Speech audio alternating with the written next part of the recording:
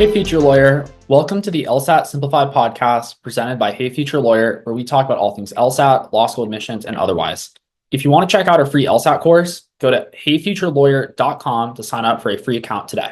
Welcome, folks. So today we're going to talk through a bunch of LSAT things. We're going to talk about overrated and underrated law schools and why the rankings are kind of nonsense. We're going to talk about contrapositives, applying this fall, actually doing questions, all sorts of things. So it should be a party. We also have a few listener emails as well as a resume that we're going to go through. So should be a fun time.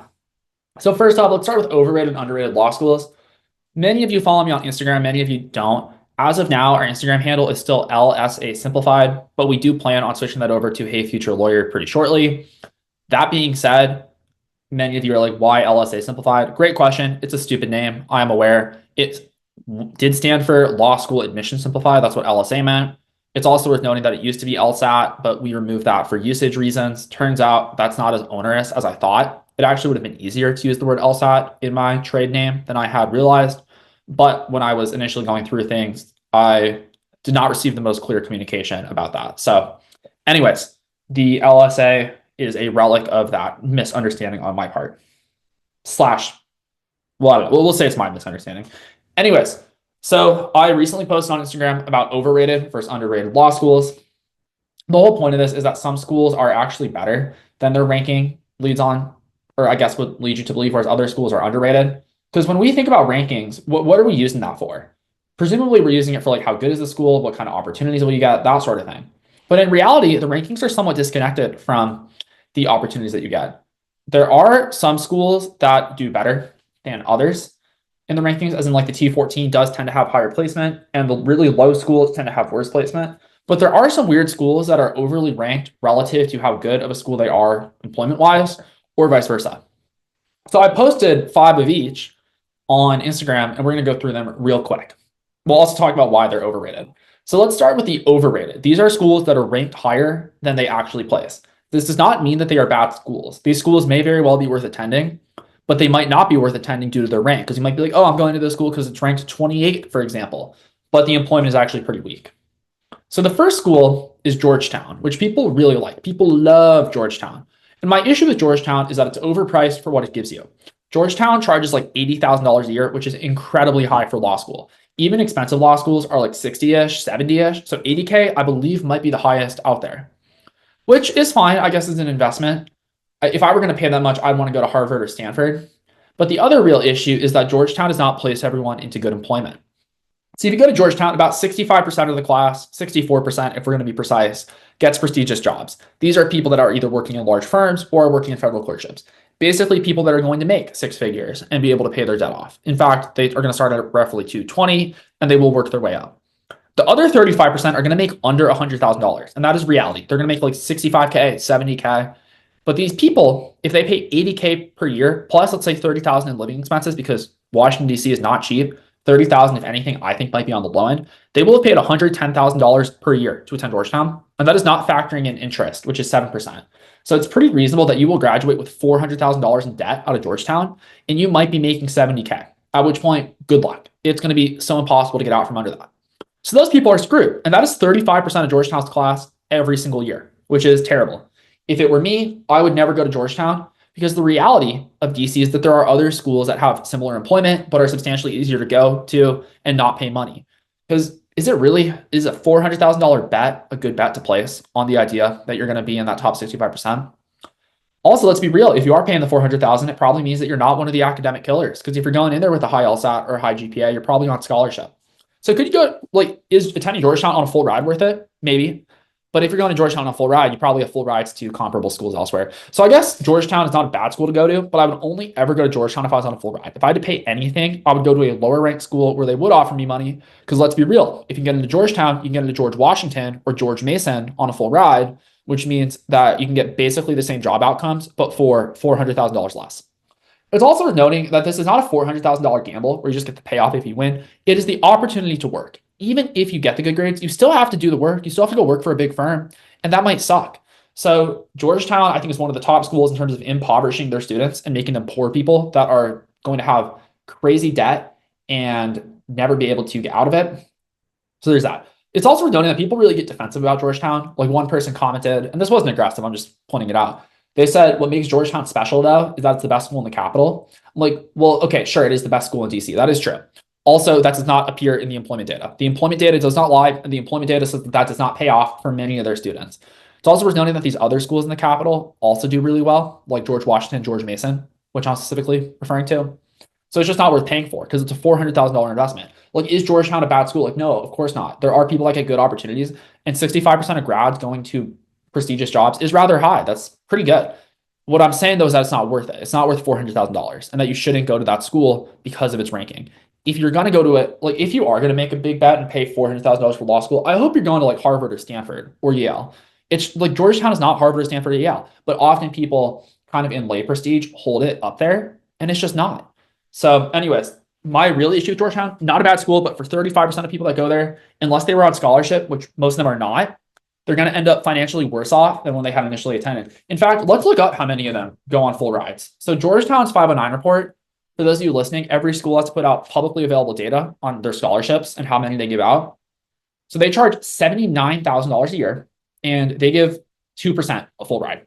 So most people are paying for law school at Georgetown. Further, 37% pay full price.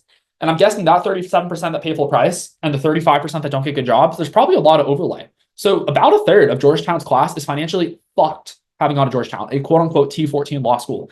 1/3 of them are fucked.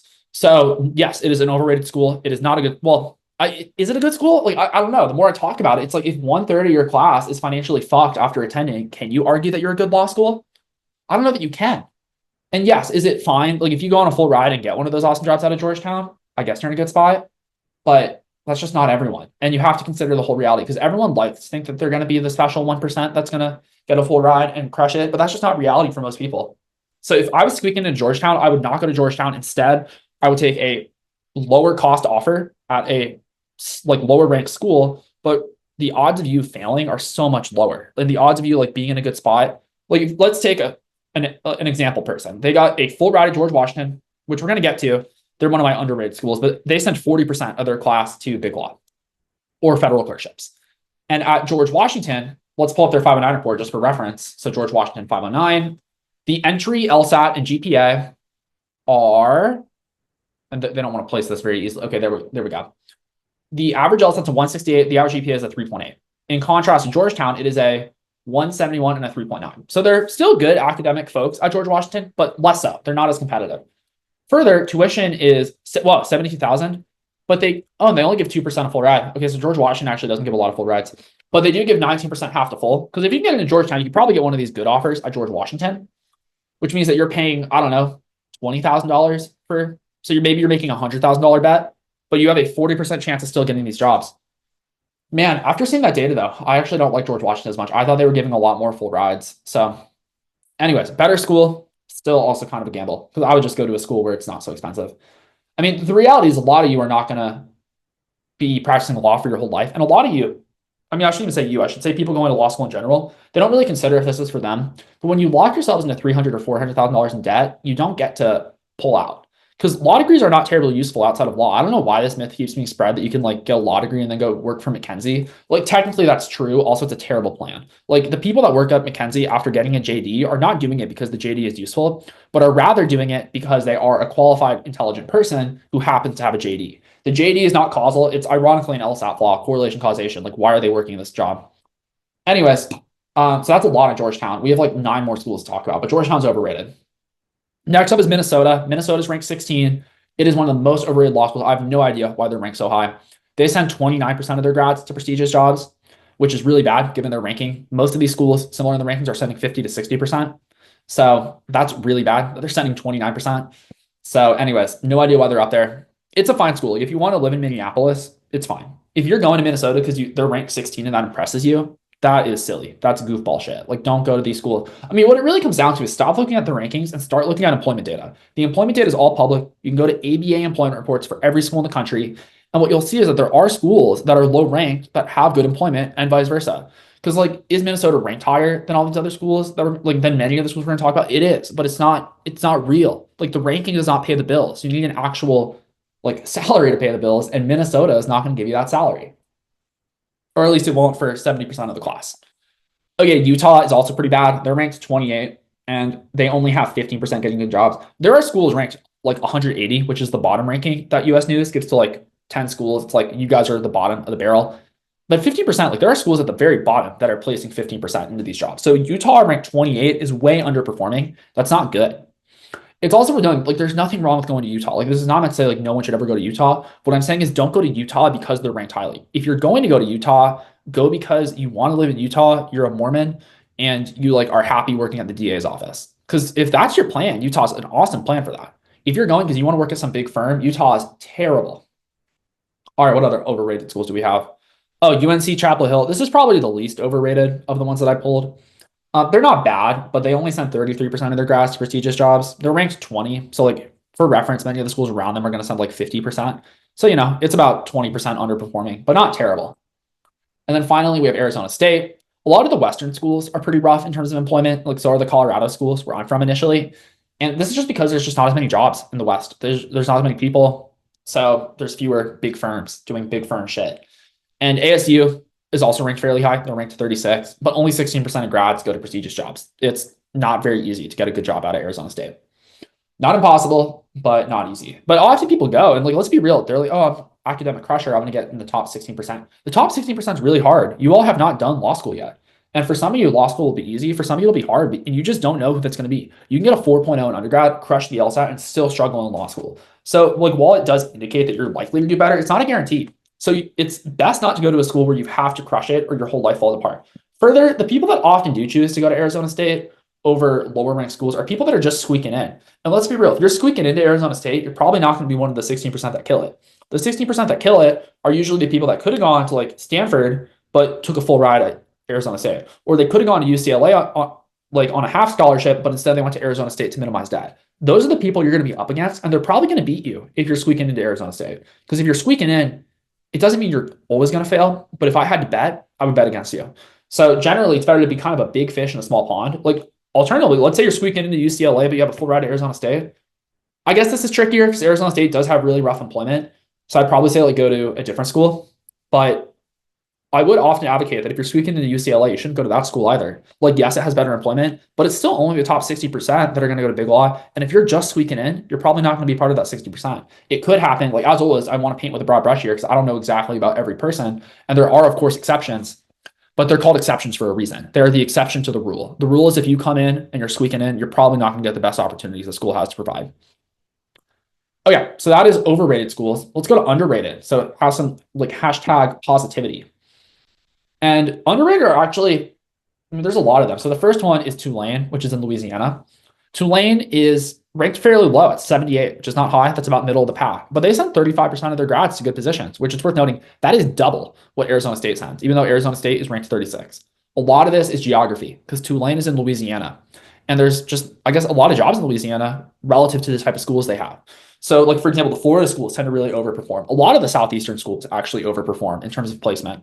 So it's worth noting that when there's more jobs and not as many prestigious law schools, that tends to lead to the schools getting you easier jobs because, the law firms still have cases. They need to get associates. But if there's not as many people to pick from, their standards drop. So they take from lower ranked schools and they take more of those people. So it really is an econ 101 lesson. It's supply and demand. At some of these schools, there's an oversupply and an under demand. At the other schools that are kind of underrated, there's an undersupply and an over demand for these lawyers. As such, easier to be a high paid lawyer. So anyways, it is also worth noting Tulane's very expensive. Tulane's like $70K a year. So I wouldn't want to pay for Tulane. But if I got a full ride to Tulane, it was like go to Tulane on scholarship or go to like, I don't know, Florida and pay. I'd probably go to Tulane on scholarship and try to crush it academically so I can get those jobs. Other schools, Miami, Florida has good schools in general. Miami's ranked 82. And they send 25% of their grads to good positions. 25 doesn't sound that high, but that actually is for a school ranked so low. 82. I mean, most of these schools just aren't producing that many highly paid lawyers. This is something you all need to understand. Lawyers do not make a lot of money, period. And by period, I mean, like, there are lawyers that make money. Do not get me wrong. You can be a very rich person as a lawyer, but not all of them. Just going to law school is not good enough. It is a necessary but not sufficient condition to be a high paid lawyer because most lawyers are not highly paid.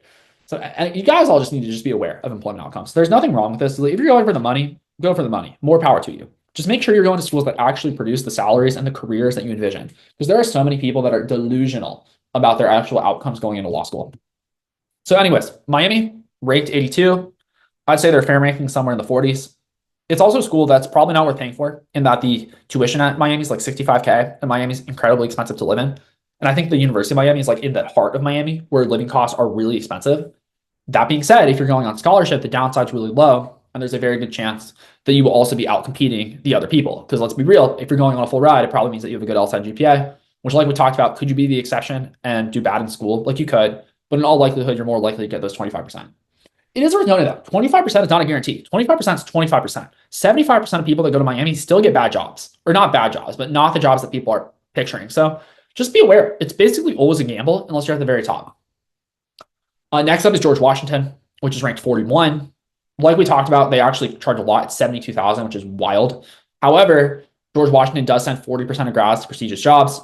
Georgetown only sends 65%, but it's easier to get into George Washington and it costs less money because you're more likely to get a scholarship. If you are going to Georgetown, you're probably getting a scholarship to George Washington. So I would always take the scholarship at George Washington.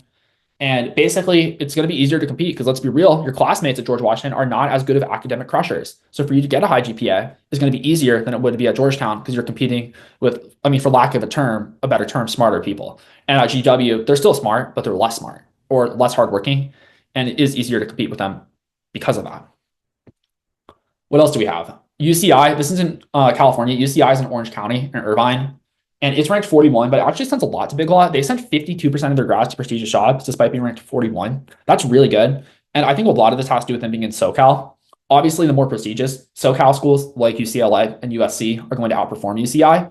But UCI is the next up. And it's also not the highest ranked. Like I'm not sure where Loyola and Pepperdine sit. I think Pepperdine's higher ranked, but UCI has way better employment. So if I wanted to be in California, UCI would be probably one of my top choices because you can like there's a lot of full rides that UCI gives out and their employment's pretty good. And then finally, I have WashU. WashU is in St. Louis, which is hard for them because no one wants to go to St. Louis. It's a pretty hard sell to get people to go to Missouri. But WashU gives out a ton of scholarship. Like if you want to go to a school with high employment, WashU is not the highest. It's 60%. There's a lot of people that are not. Like if you're not in the top half of your class at WashU, the job opportunities aren't going to be crazy. But what is worth noting is that it's going to be relatively cheap to attend because St. Louis is pretty cheap to live in and WashU tends to dole out the money. They give people a lot of cash to go there because they know that to get attractive candidates to choose St. Louis over like coastal cities, it's hard. It's hard to get people to choose to come to St. Louis. So WashU gives out a ton of scholarship. So if I was going to squeak into like, I don't know, UCLA or Michigan, I think I would just go to WashU on a scholarship. That being said, I don't want to be a lawyer. So maybe I shouldn't be, talking about my thought process. What I will say is that the ROI is better. To go to a school like WashU is going to be a higher return on investment. Cool. So that's overrated, underrated. The takeaway, and I say key word or key takeaway that you should have as a listener is that pick schools based on employment. Do not pick it based on ranking. Ranking is deceptive. It is ethereal. It's not real. And it doesn't matter because no one pays you based on the ranking. In fact, most lawyers, the rankings move a lot. So in 10 years, they can be totally different. Arizona State has climbed, WashU has climbed.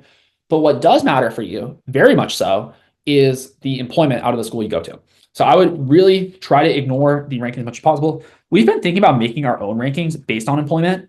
I'm basically just cutting out all the bullshit of like how big the library is and how many professors there are, because like who the fuck cares? And rather just focusing on what actually matters, like employment. I don't know. That's kind of a side project we haven't been putting a ton of time into, but maybe that would be useful because like we could just aggregate all this data and just re-rank all the schools in terms of like the ROI. Maybe we'll do that. Anyways, although like maybe I shouldn't talk about that because like fun fact about life, don't talk about things you're going to do, just talk about things you've done. It's why I didn't talk about the website we were working on until it was done because like when you talk about it early, people come to expect it and you don't know how long things are going to take. So that was me not following my own advice. I shouldn't talk about things we haven't done yet. And re-ranking the schools is something we haven't done. So shut the fuck up, man. Okay, kidding. Let's bang out a few just email questions. So here, well, this is not email, this is off of the Reddit, but let's talk through it nonetheless.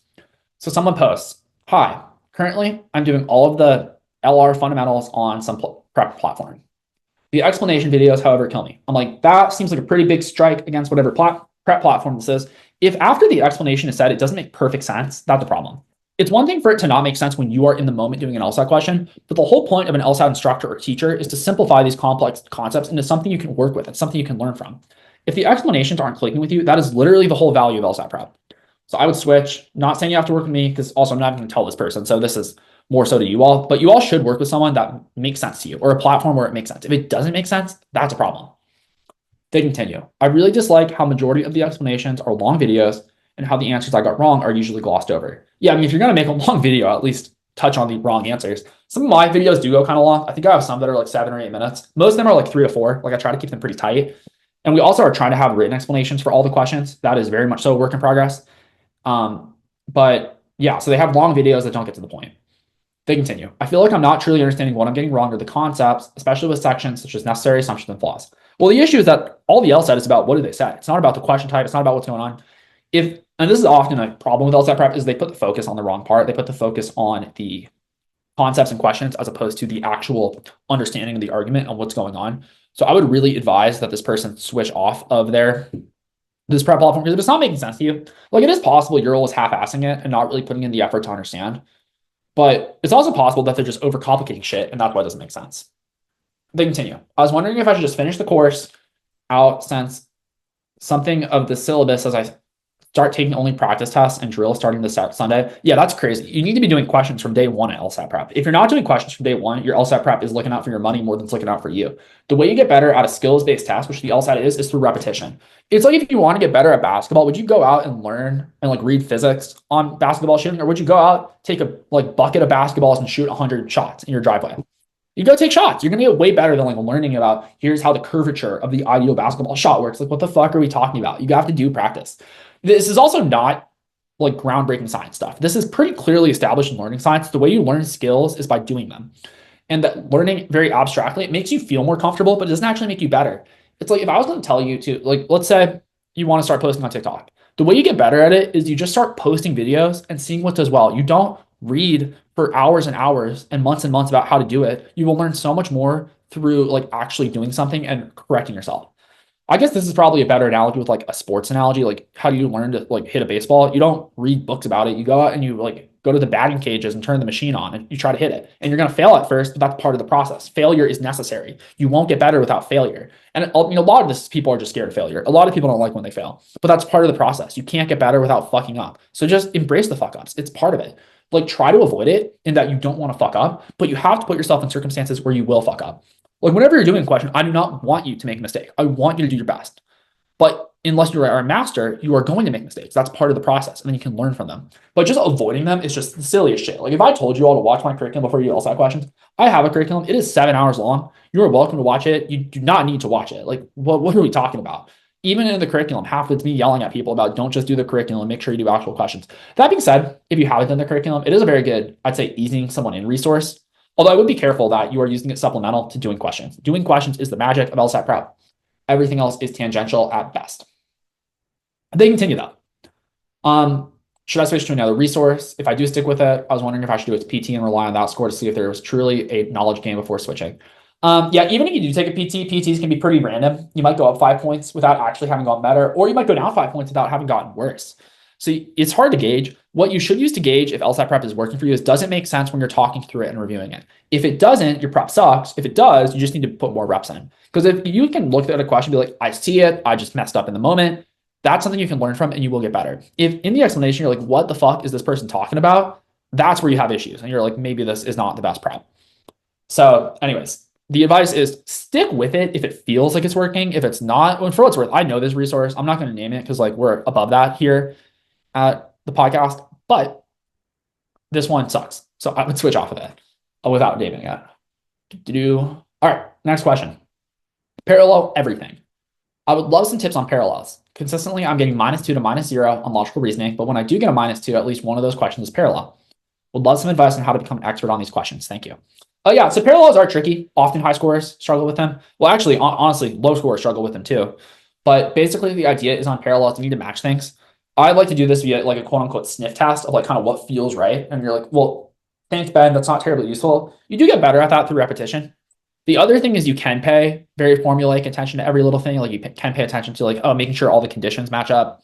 So if there are conditions in the argument, make sure they are also in the conclusion, or not the conclusion, in the answer, making sure that the conclusion matches positively versus negatively. By this, I mean a positive conclusion is like, I should go to the grocery store, whereas a negative one is I should not go to the grocery store. So that not is pretty important. Further, quantities, so like most, all, some, making sure those match up in terms of concept. The word does not need to match, but you do need, like if they say all and then they say every, that's okay because those have the same meaning, but you do need the meaning to translate between answers to the argument. It's also worth noting it's usually not that deep. Usually it's pretty obvious what mistake they made. Like if they have an example in the argument, they need an example in the answer and vice versa. So just make sure that everything's lining up.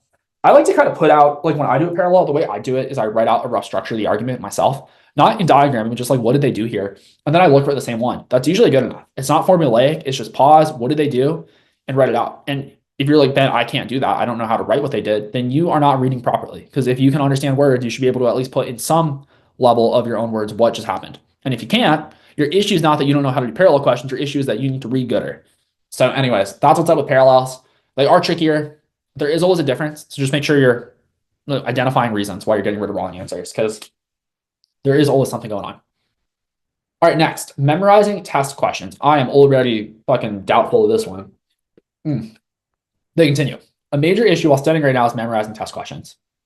I've seen it written many times that memorizing test questions is generally a bad idea, and I agree. It's not sustainable or doable for most people. Are you saying the actual questions, like you're memorizing that this question is about like lemurs or something? They continue. The issue is I have a highly advanced memory, like never forget a thing, testing 99th percentile type good memory. So I guess once you see the question, you're going to remember it.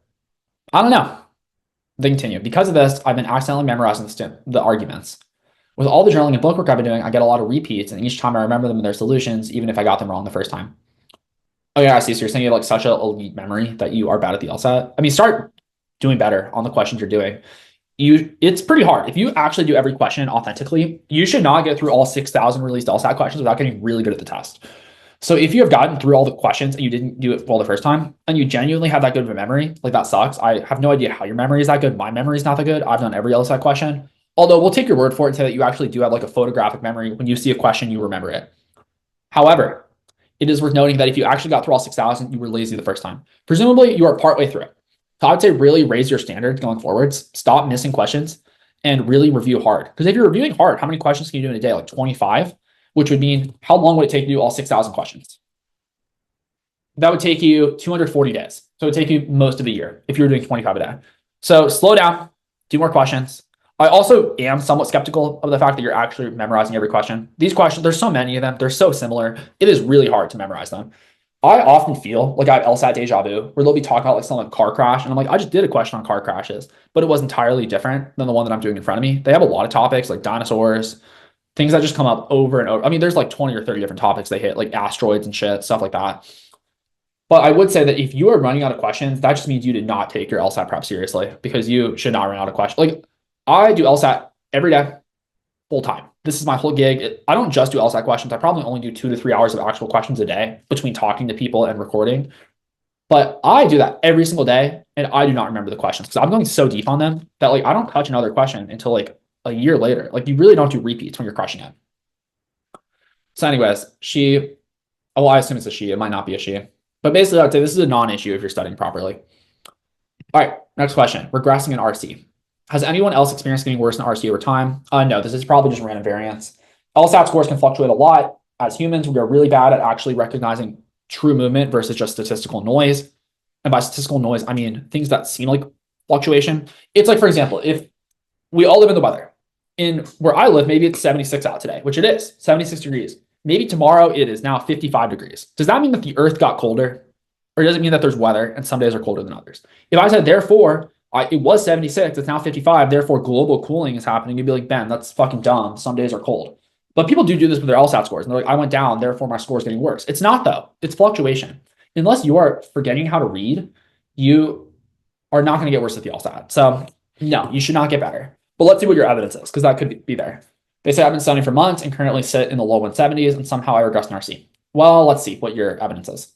I found some older posts, and apparently I'm not the only one. Right, because if you search for anything on Reddit, you're going to find it. There's thousands of posts. Like you're going to find people that have your issue. RC was my best section in the beginning at -6 or -7. It's pretty good. I then improved to -4, -5, and now regressed back to -6, -7. Well, -4, -5 is not statistically different from -6, -7. So I bet you didn't get better at all, actually. That would be my presumption here, is that you thought you got better and you were fooled by randomness. You thought that the small shift in your questions was actually better understanding. -4, -5 is not really improvement from -6, -7. You're getting like 1 or 2 more right, which can so easily just be random chance. So I don't think you actually got better. I think you are overestimating your progress. They continue. Maybe it's my ADHD. Yeah, I don't know. Basically, I would say you didn't get better. You should try something else. Okay, and then finally, we're gonna hit on question types. This is from another LSAT professional, and let's see what they post. They said, one thing I found to be interesting about the LSAT tutoring community is that there's almost a religious fervor to the different strategies that tutors profess. Yeah, people love their strategies. I try to not be dogmatic. I fundamentally don't care how you do it. I will always question why you're doing something. It's like, if you really think question types matter, I really want to ask you like why that's the case. But also, like if like really a question type focus approach gets you high, that being said, I should be really careful here. People are really bad at approximating what helps them versus what doesn't. This is another thing pretty established by the science of learning is people get Stockholm syndrome with shit that doesn't work. So anyways, I'll be very careful about how you do it. But sure, okay, people are, I guess, committed to their strategies. They continue. Some are, you should absolutely read the call of the question before reading the prompt. Okay, writing tip for this friend, don't say call of the question, just say the question. Others are very much against that approach. I tend more towards a middle ground, thinking that students should experiment with both. Yeah, so I'm definitely an argument first person in terms of how I come down on this side of the debate. I'm not dogmatic about it, as in I think people can succeed reading the question first. Although my issue with it is it places the emphasis on the wrong part of the test. The test is asking, do you understand the material? Not do you understand the question? The questions are written in English, and if you understand like what the argument just said, when they ask you to weaken it, it's pretty easy. Whereas the issue is when people read to weaken the argument before they read the argument, they have such tunnel vision in terms of what they're looking for that I find for many people it fucks them up. Not everyone, of course. Like some people can really be, I'd say, high level LSAT thinkers, even knowing what question is coming. But I find for the average person, it really skews their perspective, and that's a problem. They continue. I do think that once you become very comfortable with the test, there's less of a need to read the call of the question. Dog, what are you saying? Call of the question. That is not a phrase that people use. Just say the question. That's so redundant. And this person, I think, is a lawyer, so I think you should know that that's not important to say. Anyways, that's so funny. I always find it amusing when people use more words than is necessary. Call of the question versus the question. Just say the question. Okay. Anyways, but I agree. The better you get at the test, the less you need the question. Oh wait, no. Wait, he has it backwards. He's saying that as you get better at the test, you can read the argument more first. No. You need to read the argument more from the beginning. So this is backwards. So they tell us, here's the tip. I find it helpful for students when students focus on the question types that they're getting wrong in LR section of the test. No, it is not good when they focus on the questions they're getting wrong. People are so bad at actually identifying what they're wrong at. Every single one of you, I'm about to list off the question types you think you're bad at: flaws, necessary assumptions, weakeners. And that's like what most people struggle with because they're the most common questions. No one is ever like, I'm bad at paradox questions. People are bad at them. They just don't recognize it because they're less common. So this is terrible. This is a terrible tip. They continue. Each question type requires a slightly and quite nuanced approach. Well, you should have said slightly different. You missed that adjective. First off, no, they do not. All question types require understanding the argument. That is all that they require. Yes, you respond differently. On a must be true question, you say what follows. On a weakened question, you say what the issue is. But it always comes back to understanding. And this is my issue with question type, is it makes people think that these questions are different. They're not. It's always about what did they tell you and how do you respond. And yes, you respond differently, but it's always just about what did they say, how do you respond. And the issue is that when you just overly emphasize the how do you respond, people completely skip the what did they say part, and it causes them to fuck up. So I mean, this is like constant, I'd say like bad LSAT tutor dogma, which, but let's continue. When you approach each question based on the type of question that it is, you're playing the LSAT game at a higher level. No, you're playing at a lower level. You're trying to gimmick your way through the task. So like, here's your strategy for a weakened question. As opposed to like, that was a broken argument. It's pretty obvious what they did wrong. What did they say wrong? So they continue. I even go so far as to have students keep data on the question types they're getting wrong. Oh, that's so stupid. The scores start to tick up as each previously problematic question type is mastered. But it's not about question types, though. This is a total fundamental misunderstanding of the LSAT. The LSAT is not about question types. The LSAT is about understanding. So anyways, yeah, I'd say bad advice, but that's how I kind of come out with most LSAT advice. And it's always just worth asking, like, what is the point here? Like, if someone's really focused on the question types, I think it's just an indication that they are focusing on the wrong part of the test. Okay, cool. Well, that was fun. Always nice to be kind to other people on the interwebs, but also like as long as LSAT tutors keep posting stupid shit, I'm gonna keep commenting on it, which they will keep doing because like a lot of this is dogma that just won't die. But anyways, we have a resume we're gonna go through. So I will audio this. This is from someone in LSAT class, and they start with their name, their phone number, and their email, all of which is fine, totally valid. Then, and it is also good font. Like this is, it looks like Times New Roman. It's formatted nicely. which is big. You just want everything like right aligned. Some people screw up their alignment, but this one is decent. But let's go through it. First off, they have an objective. Never write an objective. Objectives are not good. This might be a resume more broadly for you, but you want to cut that from a law school resume. You do have this labeled as a CV, so maybe this is not law school specific, but law schools do not have an objective on them. You just start with your education. But let's see what they say just for funsies. They say dynamic professional with expertise in quantitative data assessment and a proven record at Chanel, achieving a 14.7% increase in annual finances through strategic initiatives. And it says that you were like a clerk at Chanel, which like no hate at being a clerk, but I wouldn't. It sounds like you're like working in corporate. And then I look down at your resume and it says you're like a retail sales associate. I'd be careful. Law schools are very averse to overselling, and I'd say that's a little bit of overselling. I would quantify that if you did do that 14.7% increase, I like that, but I would clarify that that is like at your store. I mean, if somehow you as a clerk increase the sales of this global company, Chanel, by 50%, that is worth mentioning. I don't think that's what you mean, though. I think you mean at your store, you increased by 15%. It's also worth noting that we don't know that you're what caused it. Maybe the economy ticked up. Maybe they raised their prices. It might not have been due to you, but you're kind of taking credit for it. So a skeptical reader might be like, really? Are you what caused Chanel to sell more shit as a clerk who works there? Or was it something else? Now, there's nothing wrong with it, but when you oversell, the schools get skeptical. They also, for what's worth, I hate these sentence fragments people do in their objectives, like dynamic professional with expertise. Say, I am. Like, I don't know. There's no verb in that sentence. You need verbs. They continue. Collaborative team player with strong independent work capabilities, demonstrating exceptional communication skills and critical thinking. I don't know who this works on resume-wise. I read resumes. I've hired people. Like, fun fact about me. When I see, I get annoyed when people don't write incomplete sentences. I'm like, are you, like, that's not a sentence. That is a self-description. It's also not powerful because it's what you're saying about yourself. You know who always thinks they're awesome? People. I think I'm awesome. You probably think you're awesome. So when I read that you're a collaborative team player, I'm like, you are not qualified to make that assessment. I would much rather look to your letters of rec for that.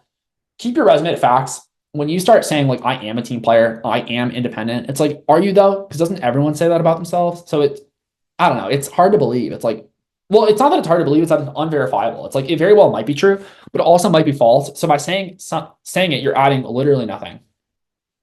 Well, let's see their education. So they went to a redacted state university where they got a bachelor's in communication and they minored in studio art. They graduated summa cum laude and were on the dean's list all 4 years. That's good. I would just put your GPA in. I'm assuming it's high based on those facts because it sounds like you did well. They also did a semester, it looks like, at a community college, and they were on the dean's list, and they have their, what is this? Extracurriculars. They have one thing, which is speech IE. I have no idea what speech IE is. If your reader doesn't know what something is, clarify it. I'm guessing it's some type of extracurricular or competition or something, but you actually want to say what it is. You also have IPDA at something finalist. I have no idea what that is either. Like, really clarify what these acronyms are. I don't know what the IPDA is, so please tell us. And then they have their work experience, starting with Chanel, where they are a sales associate, like we talked about, which when I read, that's like someone who's like ringing up your stuff, which there's absolutely no shame in that. Law schools don't discriminate. What they do discriminate, though, is overselling. When you're like, I increase sales. It's like, isn't Chanel a giant multinational company? And you are ringing up stuff at one store. So I really, because your first bullet point is you achieved goals by working with the diverse teams and spearheaded initiatives that boosted annual finances by 14.7%. But was that you, though? Did you really turn around Chanel's profit by 15%? Because if you did, I'm guessing they would hire you as like CEO. And that doesn't sound like that's what you're doing. So I'd be very careful with overselling. Further, when you say you achieved goals by working with diverse teams and spearheaded initiatives, that's such corporate speak. What do you mean by spearheaded initiatives? Actually say what you did. Spearheaded initiatives, I'm like, what did you do though? Like what initiatives? Did you like run a marketing campaign? Like, it's okay for it not to be crazy, but when you are abstract, it does not convince people. Like, I'm not convinced by like, oh, you crushed that Chanel. If anything, I'm skeptical and I feel like you're taking credit for larger company trends, which is not what you want to look like. Because like, how big is Chanel? Let's look up how many employees Chanel has. Chanel employee count. They have 27,000 employees. It's like, I don't know. That's not, are you the one who led to a 15% increase? I'm not saying it's literally impossible, but I'm guessing Chanel would be trying to keep you from going to law school if you had actually led to a 15% increase. That's so much money. Because like, what is that? What does Chanel do in revenue? So Chanel's revenue is, and for those of you that don't know, like business terms, revenue means money to bring in. They brought in $20 billion. So you led to a $2 billion increase. That's what you literally, or $3 billion increase. Did you lead to $3 billion? That's what you said. So I'd be careful. You really want to clarify that you're talking about this store. And if you did make $3 billion, I would be happy to pay you just a small percentage of that to apply such strategies to my business, because You can increase 3 million there. Maybe you can like double my LSAT business. I kid, of course. But also the point is you want to be very careful with overselling because as like if I were a skeptical reader, which I'm trying to be, I'm not anti you. I'm on your team, but it's better for you to hear this from me than to hear it from a rejection letter. That is not what you did. You did not increase it by 14.7%. And what's worse is this jades people to then be skeptical of every other claim you make because they're like, oh, so and so has played kind of fast and loose with the facts earlier on, which means every claim you make, I'm now just going to be skeptical towards. They continue. Delegated tasks to team members for optimized stock presentation, organization, storage, and replenishment to maintain efficiency and addressing customer requirements. Okay, so you stocked the shelves and you sounds like you were like a team lead, like you assigned people to do that. That's fine. That's better. Analyze sales data, forecast monthly performance, identify trends. That's all good. Like you were doing analysis. Your bullet points are really long. These are all going like that one is, how do I word count? Oh, I can't word count that. It looks like it's like 20 words though. I would make them all. Oh, actually I can. The word count on that first one is 22 words. That's longer than I want. Fine though. Oh no, you have Lex Fellowship. Oh God. Okay, so Lex Fellowship is a pre-law thing that they do to scam kids into paying them money. Lex does not look good on law school resumes. Lex keeps you out. They convince you that it's like going to help you in your admissions. It does not. It gives rich kid vibes, like you're trying to like pay your way into law school. It's also just you just have to pay to do it. There's no like advantage it gives you. Basically, they take you around Europe on a vacation, which is fine. Like it is vacation. It's not actual law school stuff. But I would take this off because you say Lex legal fellow, you analyze statutes, regulations, and legal documents to identify case critical issues and assess the defense or prosecution of lawsuits. Gain training and mentorship from legal associates, attended courthouse session. Yeah, I would take Lex off your resume. I have a negative inclination towards Lex, and I believe most law schools do as well. Well, some that don't know about it view it positively, maybe, but generally it is not favored. I would never have Lex on my resume. And if you're like, I want to do Lex, Ben, the Lex Fellowship looks so fun. Yeah, I mean, it could be fun, but it's not useful. And that's what I'm coming down on, is it doesn't make you a more attractive candidate. Okay, then you have Blackland PR, which is in New Zealand. And you did that from January 23 to March 23. You analyze data from local elections to identify commonalities and trends in mayoral races and elections for councilors. That's fine. So you're a PR intern. That's cool. You can't basically did media analysis, counted and analyzed media coverage of election events. That's cool. Yeah, this is fine. Nothing wrong here. You have a little bit of jargon, like created a comprehensive data of stakeholders, including city councilors, parliament members, and editors to ensure targeted dissemination of press releases and reports. Yeah, that's fine. There's nothing wrong here. Yeah, it's actually, I think, one of the better ones. You don't oversell.